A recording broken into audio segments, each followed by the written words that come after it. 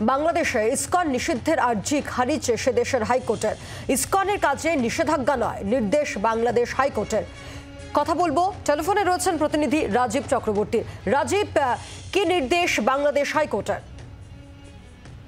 দেখো, বাংলাদেশ হাইকোর্ট আজকে এক কথায় বলতে গেলে বাংলাদেশে যে ইসকন মন্দির রয়েছে সেই ইসকনকে নিষিদ্ধ করার যে আর্জি জমা হয়েছিল সেই আর্জি খারিজ করে দিয়েছে। ইসকনের কাজে নিষেধাজ্ঞা নয়, সেটাও বাংলাদেশ হাইকোর্ট জানিয়ে দিয়েছে।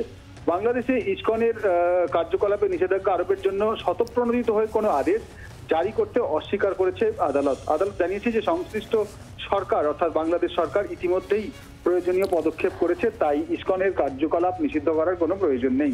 আজকে শুনানির সময় অ্যাটর্নি জেনারেল তার বিচারপতি ফারাহ মাহবুব এবং বিচারপতি দেবাশিস রায়চৌধুরীর বেঞ্চের সামনে প্রাসঙ্গিক তথ্য সব উত্থাপন করেন।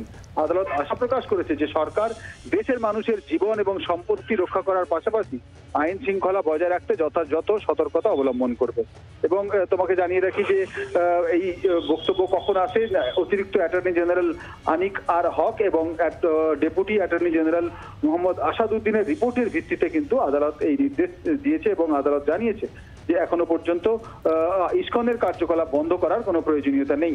যেখানে তোমাকে জানালাম যে অ্যাটর্নি জেনারেল আনিক আর হক এবং deputy attorney general Mohammad Asaduddin একটি রিপোর্ট পেশ করেছে। সেই রিপোর্টে বলা হয়েছে যে আইনজীবী সাইফুল ইসলাম আলিফ হত্যাকাণ্ড এবং ইসকনের কার্যক্রম নিয়ে মোট 3টি মামলা দায়ের করা হয়েছে এবং 33 জনকে গ্রেপ্তার করা হয়েছে। আদালত মনে করেছে সরকার যেহেতু পদক্ষেপ করছে তাই ইসকনের কার্যকলাপ বন্ধ করার মতো এখনই পরিস্থিতি নেই। সঙ্গে থাকো রাজীব।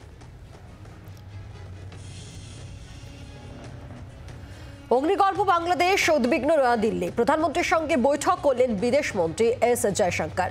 বৈঠকে বাংলাদেশের পরিস্থিতি নিয়ে আলোচনা হয়েছে সূত্রের খবর। এ নিয়েও জানবো। আমাদের সঙ্গে রাজীব চক্রবর্তী রয়েছেন, আমাদের প্রতিনিধি টেলিফোনে। রাজীব, বৈঠকের নির্যাস ঠিক কি? দেখো, আজকে প্রধানমন্ত্রী নরেন্দ্র মোদীর সঙ্গে বিদেশ মন্ত্রী এস জয়শঙ্করের একটি বৈঠক হয়েছে।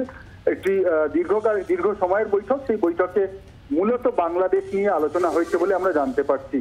সূত্র মারফত জানা যাচ্ছে বাংলাদেশের উদ্ভূত পরিস্থিতি, সংখ্যালঘুদের উপর অত্যাচার এবং ভারতের বিবৃতি জারি করা, তা নিয়ে বাংলাদেশের আবার একটি বিবৃতি জারি করা, সব নিয়ে কিন্তু প্রধানমন্ত্রীর সঙ্গে কথা হয়েছে বিদেশ মন্ত্রী বিস্তারিতভাবে প্রধানমন্ত্রীর কাছে বাংলাদেশের বর্তমান অবস্থার বিশ্লেষণ করেছেন এবং ভারত যে পুরো বিষয়টির উপর নজর রাখছে এবং বাংলাদেশে এই যে সংখ্যালঘুদের উপর অত্যাচারের ঘটনা ঘটছে এবং সেখানে ইসকন মন্দিরের মহারাজকে গ্রেপ্তার করা হয়েছে, সেই বিষয়ে পরবর্তী পরিস্থিতি সেটিও প্রধানমন্ত্রী নরেন্দ্র মোদীকে তিনি জানিয়েছেন বলে সূত্র মারফত জানা যাচ্ছে।